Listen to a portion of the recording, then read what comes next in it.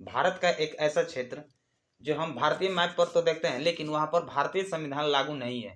Same वैसे ही जैसे 2019 से पहले जम्मू कश्मीर में भारतीय संविधान लागू नहीं था।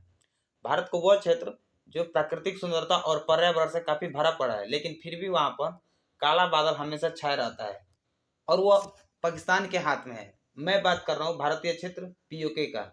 आज के इस वीडियो में हम जानेंगे कि पीओके का विवाद है क्या पीओके कभी भारत में शामिल होगा या नहीं होगा, क्या पीओके क्षेत्र से पाकिस्तान का प्रभाव खत्म होगा कि नहीं। ये सारी बातें आज के इस वीडियो में हम लोग जानेंगे। नमस्कार दोस्तों, साल 1947 में भारत दो भागों में विखंडित हो गया, जो एक देश पाकिस्तान बना और दूसरा भारत बना। अब इस भारत को एक साथ करने के लिए एक अन्य समस्या का सामना करना पड़ा, और वो जो समस्या था भारत का 526 छोटे मोटे राज्य, और इन्हीं छोटे मोटे राज्य में से एक राज्य महत्वपूर्ण उभर कर आता है जो जम्मू कश्मीर है। और इस जम्मू कश्मीर का पीओके जो है एक अभिन्न हिस्सा था। लेकिन आज़ादी के समय जम्मू कश्मीर के राजा हरि सिंह थे, जो बेसिकली हिंदू धर्म से बिलोंग करते थे। अब इनके सामने दो प्रकार की चुनौतियां थी, पहले पाकिस्तान में शामिल हो जाए या फिर भारत में शामिल हो जाए।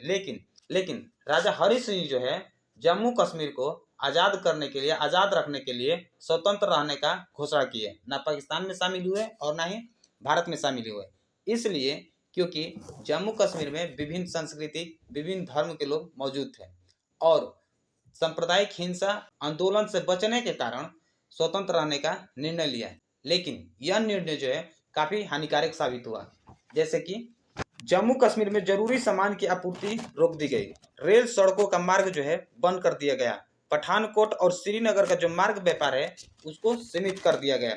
और इधर पाकिस्तानी सेना जो है जम्मू कश्मीर को पाकिस्तान में मिलाने के लिए ऑपरेशन गुलमर्ग संस्था का निर्माण करना शुरू कर दिया था। फाइनली 22 अक्टूबर 1947 को पाकिस्तानी सेना जम्मू कश्मीर पर आक्रमण किया और तबाही मचाना शुरू कर दिया, जिसमें से हजारों लोगों की हत्या कर दी गई, महिलाओं के साथ दुर्व्यवहार किया गया, मीरपुर, मुजफ्फराबाद, रावलकोट को घेर लिया गया।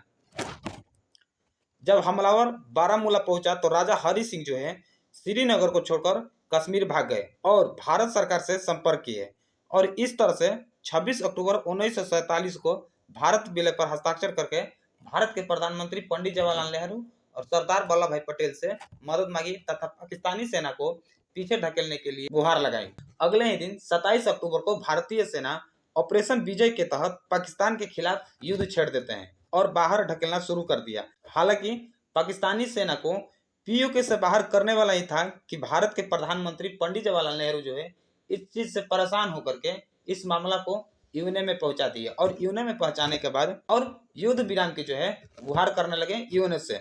लेकिन आज तक यूएनए की तरफ से इस पर कोई सीधा निर्णय नहीं आया, और पंडित जवाहरलाल नेहरू के इस निर्णय के कारण पीओके पर आज पाकिस्तानी सेना अवैध तरीके से कब्जा किया हुआ बैठा हुआ है, जिससे पाकिस्तान में पीओके को आज़ाद कश्मीर का नाम दिया जाता है। Thank you.